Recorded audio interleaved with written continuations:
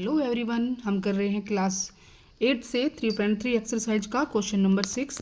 हम इस वीडियो में 8th क्लास का मैथ कर रहे हैं और जो बिल्कुल इजी लैंग्वेज में इजी वे में ही आपको करवाया जाएगा, जिससे मेरा मकसद है कि सभी बच्चों को फ्री ऑफ कॉस्ट यानी कि समझ में आ जाए। बच्चों को जो है ज़्यादा दिक्कत आती है क्लास 8th में। Two adjacent angles of a parallelogram have equal measures, find the measures of each of the angles of the parallelogram. दो एडजेसेंट एंगल हैं वो पैरेललोग्राम के, वो इक्वल मेजर्स किए गए हैं, तो हम उनको ही मान लो कोई पैरेललोग्राम है बना लेते हैं यहाँ पर। तो इसमें कोई भी दो एंगल ले लिए, ये वाले एडजेसेंट एंगल तो यही होंगे और इनका सम क्या होता है 180 के डिग्री के इक्वल होता है। तो यानी कि ये कह रहा है कि ये इक्वल है, यानी कि तो इनका सम भी क्या होगा, x और x को अगर हम ऐड करेंगे तो 180 के इक्वल होगा। तो वी नाउ दैट यहाँ पर हम सॉल्यूशन करेंगे इसका। Two adjacent angle of parallelogram are equal होते हैं। तो इस क्या हो जाएगा, ये x है तो ये भी x हो जाएगा। तो लेट हम मान लेते हैं एडजेसेंट एंगल कौन से हैं हमारे पास, x एंड x है। तो x और x दो हो गए, यानी कि 2x plus is equal to है 180 के इक्वल। x की वैल्यू क्या हो जाएगी 180, ये 2 मल्टीप्लाई में जाएगा तो इस साइड जाके क्या हो जाएगा डिवाइड में, 2 9 जा 18, तो 90 डिग्री हमारे पास आ गई x की वैल्यू।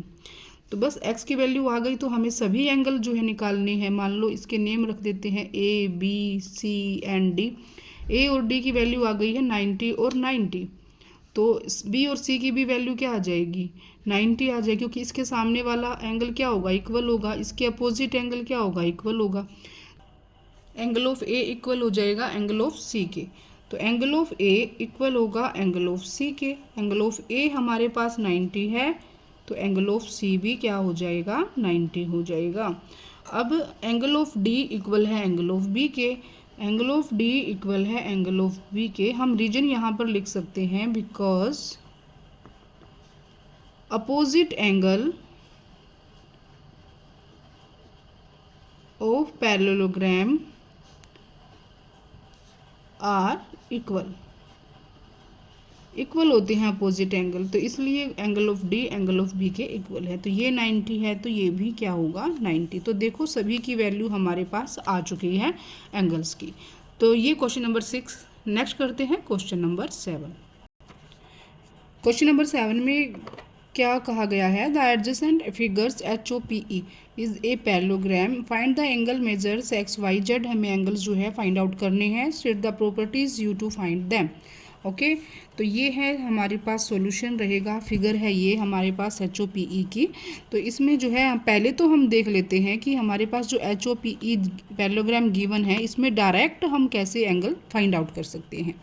डायरेक्ट मतलब अगर ये 40 डिग्री है तो इसके ये ट्रांसवर्सल जो है लाइन है हमारे पास, ये ट्रांसवर्सल लाइन है, तो ये ट्रांसवर्सल क्या होंगे हमारे इंटीरियर एंगल होंगे। तो 40 डिग्री ये है तो ये भी क्या होगा 40 डिग्री होगा। क्यों, क्योंकि अल्टरनेट इंटीरियर एंगल, इसलिए ये क्या हो जाएंगे इक्वल हो जाएंगे। तो y के अगर h हमारे पास एक एंगल 40 डिग्री है तो y की वैल्यू क्या आ जाएगी हमारे पास 40 डिग्री। क्यों, क्योंकि अल्टरनेटिव इंटीरियर एंगल।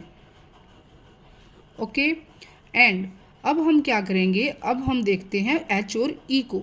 एच और ई को देख लेते हैं जो कोरस्पोंडिंग एंगल हैं जो हमारे पास। तो ये वाला एंगल जो है 40 और ये मान लो है हमारे पास क्या, लेट कर लेते हैं जेड। तो ये कितना है 70 डिग्री के इक्वल है। ये और ये एंगल क्या हो जाएंगे इक्वल हो जाएंगे। 40 plus Z is equal to 70 degree. क्यों, क्योंकि कोरस्पोंडिंग एंगल। अब ये 70 डिग्री के इक्वल है, इनके और इनका सम 70 डिग्री के इक्वल है। तो ये क्या हो जाएगा हमारे पास, जेड की वैल्यू आ जाएगी 70 में से 40 उस साइड जाएगा तो माइनस का हो जाएगा। तो कितनी वैल्यू आ जाएगी हमारे पास 30 degree. Z is equal to कितना हो गया 30 डिग्री। अब देखो जेड की वैल्यू हमारे पास आ चुकी है 30 डिग्री, यानी कि इन दो की वैल्यू हमारे पास आ चुकी है। 40 + 30 पूरा एच एंगल कितने का हो गया हमारे पास 40 में, और 30 ऐड कर देंगे तो एच की वैल्यू क्या आ गई 70 डिग्री आ गई। ओके, अब ये 70 आ गई, पर हमें तो एक्स की वैल्यू भी फाइंड आउट करनी है। अब पैरेललोग्राम क्या कहता है, हमें एक्स की वैल्यू फाइंड आउट करने के लिए कि इन दोनों का सम क्या होता है 180 के इक्वल होता है। एडजेसेंट एंगल्स का सम कितना होता है 180। तो हम यहाँ पर क्या राइट करेंगे, angle of h plus angle of e is equal to 180 degree.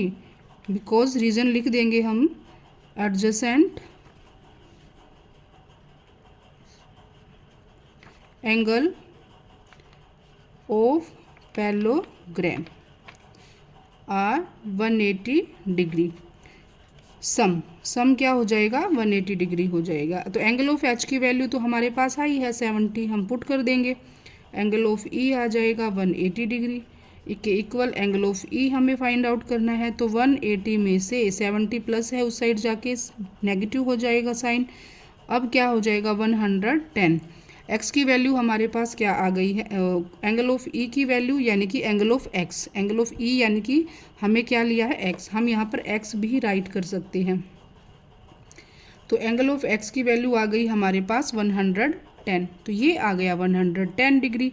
अब y की वैल्यू हमें फाइंड आउट करनी थी, वो हो गई 40 डिग्री आ गया था, यहाँ पर y की वैल्यू 40 डिग्री है, z की वैल्यू आ गई और x की वैल्यू आ गई। तो यही हमें जो है फाइंड आउट करने थे, x, y और z तीनों की वैल्यू आ चुकी है और यही क्वेश्चन में हमें फाइंड आउट करना था। तो ये था क्वेश्चन नंबर 7। हम करते हैं क्वेश्चन नंबर 8। क्वेश्चन नंबर 8 में कहा गया है the flowing figures GUNS and RUNS। तो ये GUNS है और सेकंड में RUNS है, आर पैरेललोग्राम। फाइंड एक्स और वाई, हमें लेंथ निकालनी है इन सेंटीमीटर में। ओके, हमारे गिवन क्या है, हमें GUNS पैरेललोग्राम है और हमें फाइंड करना है क्या एक्स और वाई। तो हम सॉल्यूशन में क्या राइट करेंगे यहाँ पर, तो हमें पता है अगर पैरेललोग्राम है तो उनकी अपोजिट साइड क्या होती है इक्वल। तो इसमें हमें क्या कहा गया है GUNS में पैरेललोग्राम की we know that parallelogram sides opposite side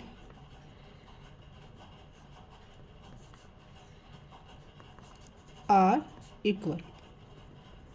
opposite side equal है तो पहले हम SG और NU को ले लेते हैं। तो SG इक्वल होगी NU के। SG की वैल्यू क्या है हमारे पास 3x है, तो हम 3x पुट कर देते हैं। NU किसके इक्वल है 18 के इक्वल है, तो 18 पुट कर दिया। x की वैल्यू क्या हो जाएगी 18 और ये डिवाइड में चला जाएगा, मल्टीप्लाई में है इस साइड जाके तो डिवाइड में हो जाएगा। 3 6 जा 18, x की वैल्यू आ गई 6। तो देखो हमारे पास 3x यानी कि 3 × 6 यानी कि 18, तो इसकी आ गई सेंटीमीटर। ओके, अब हमें निकालनी है अपोजिट साइड ये वाली SN और GU में। तो हम यहाँ पर लिखेंगे SN इक्वल है अपोजिट साइड GU के, SN GU के इक्वल है। SN की वैल्यू GU की वैल्यू हम पुट कर देंगे, तो ये तो हो जाएगी 26 और GU हो जाएगी 3y - 1। अब 26 को एक साइड रखेंगे, -1 को इस साइड लेके आएंगे, न्यूमेरिकल वैल्यू इकट्ठी कर लेते हैं और 3y एक साइड रह जाएगा, -1 है उस साइड जाके +1 हो जाएगा। 26 में 1 ऐड करेंगे 27 and 3y is equal to 27।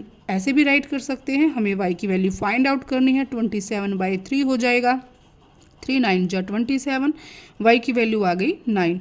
अब y की वैल्यू 9 आई है तो साइड क्या आ जाएगी हमारे पास, वैल्यू ही निकालनी थी। ये तो साइड आई है, हमें तो सिर्फ वैल्यू फाइंड आउट करनी थी। x की 6 है और y की 9 है। तो इसका ये था फर्स्ट पार्ट। नेक्स्ट करते हैं सेकंड पार्ट।